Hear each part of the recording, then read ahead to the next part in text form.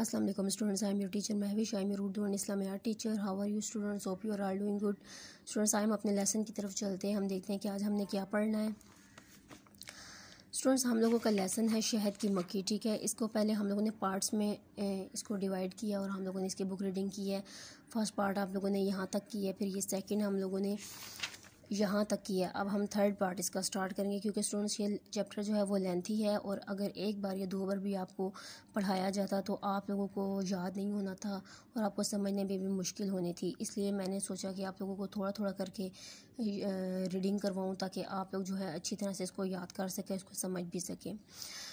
Students देखें, अब शहद की मक्खी का आगे हम लोग पढ़ेंगे कि इसके बारे में क्या बताया गया है।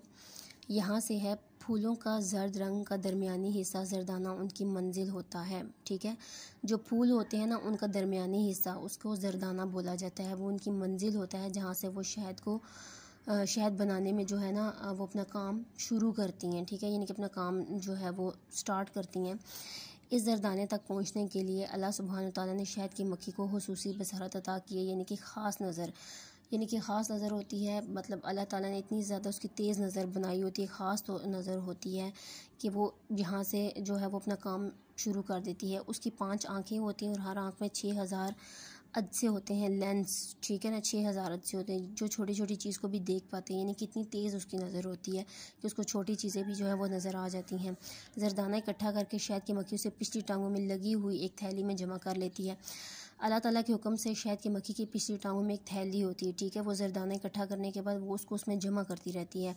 पाउडर की तरह का ये सफ़ूफ जरदाना वो पाउडर की तरह होता है, जैसे पाउडर की तरह नहीं होता, मतलब एक जैसे पाउडर होता है, पाउडर बना होता है, उस तरह का ये जरदाना होता है। उसके जिस्म के बालों के साथ भी चिपक जाता है कि जिस्म के जो बाल होते हैं ना शहद की मक्खी के, यहाँ भी वो चिपक जाता है। जब शहद की मक्खी एक फूल से किसी दूसरे फूल पर जाती है तो कुछ सफ़ूफ झड़कर दूसरे फूल पर गिर जाता है। यानी कि जब एक फूल से दूसरे फूल पर उड़ कर जाएगी तो वो सफ़ूफ, यानी कि वो जब यूँ मतलब अपने आप को झाड़ेगी ना तो वो दूसरे फूल पर भी गिर जाता है। दोनों फूलों से मिलकर एक नया पौधा उगता है। ये कुदरती निज़ाम से पोलिनेशन कहते हैं। ठीक है, इसको पोलिनेशन कहते हैं जब यानी कि वो ये सफ़ूफ एक से दूसरे पे जाके गिरेगा, यानी कि झड़ जाएगा, तो फिर जो है ना वो इससे एक नया पौधा होता है, वो उग जाता है, उसको पोलिनेशन कहते हैं। थैली में भरा हुआ जरदाना शहद की मक्खी अपने छत्ते तक पहुंचा देती है और वहाँ वो जरदाने की थैलियाँ खाली करती है। ठीक है, थैली यही जो है ये शहद की मक्खी अपने छत्ते तक पहुंचाती है, फिर वहाँ जाकर ये थैलियाँ खाली कर देती है। यहाँ पर दीगर कारकुन मक्खियाँ सफ़ूफ से मक्खी के बच्चों की खुराक बनाती हैं। ठीक है, इस मक्खी के जितने बच्चे होते हैं ना वो इसी सफ़ूफ से, यानी कि जरदाना जो होता है उन्होंने ये जो सफ़ूफ हासिल किया होता है पाउडर की तरह, उसे ये जो है ना वो खुराक बनाती हैं। इसमें लम्हात प्रोटीन होती है जिससे बच्चों को ताकत मिलती है और वो 21 दिन में एक मुकम्मल मक्खी बन जाते हैं। ठीक है, जो शहद की मक्खियों के बच्चे होते हैं ना उस चीज़ से ही एक मुकम्मल मक्खी बनते हैं, वो भी 21 दिनों में। जरदाने के बाद शहद की मक्खी हर रंग और हर किस्म के पौधों, फूलों और फलों का रस ज़रेगुल चूसती है।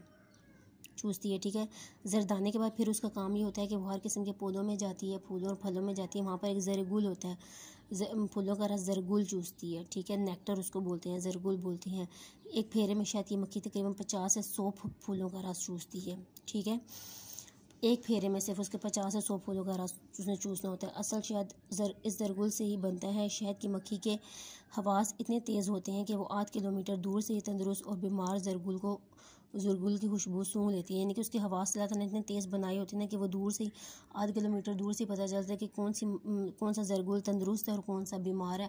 जो तंदुरुस्त होता है वो उसी को फिर चूसती है और सबसे तंदुरुस्त ज़रगुल ही उठाती है। ज़रगुल चूस कर शहद की मक्खी उसे अपने ख़ास मैदे में जमा करती रहती है। जो उसका मैदा होता है ना ख़ास होता है, अल्लाह ताला ने उसके अंदर एक ऐसा निज़ाम बनाया होता है कि वो ज़रगुल जो है वो उसमें जमा होता जाता है, जिसे हनी स्टमक कहते हैं। ठीक है, फूलों का रस पीने के लिए अल्लाह सुब्हान तआला ने इसे ट्यूब जैसी ज़ुबान अता की है।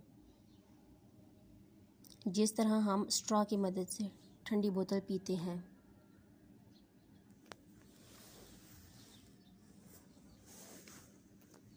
ठीक है, जिस तरह हम स्ट्रॉ की मदद से ठंडी बोतल पीते हैं, इस तरह शहद की मक्खियाँ फूलों का ज़रगुल पीती हैं। ठीक है, जैसे हम लोग ठंडी बोतल पीते हैं स्ट्रॉ की तरह, इस तरह अल्लाह ताला ने को ख़ास ज़ुबान था कि वो फूलों का ज़रगुल पीती हैं। ये रस पीने के बाद वो अपनी ज़ुबान को तह करके वापस मुंह के अंदर रख लेती हैं। ठीक है, फिर नेक्स्ट पेज पे देखें, ज़रगुल से जब शहद की मक्खी का मैदा भर जाता है तो वापसी का सफ़र शुरू कर देती है। उसने तकरीबन अपने जिस्म के वज़न जितना जरदाना और ज़रगुल उठाया होता है, इसलिए वापसी पर उसकी उड़ने की रफ़्तार निस्बतन कम होती है। ठीक है, जब वो ये काम ख़त्म करती है ना तो उसकी रफ़्तार कम हो जाती है, ज़ाहिर बात है उसका वज़न बढ़ जाता है, यानी 15 से 17 किलोमीटर फ़ी घंटा जब वो छत्ते में वापस पहुंचती है। 15 से 17 किलोमीटर यानी कि फ़ी घंटा उसको लग जाता है।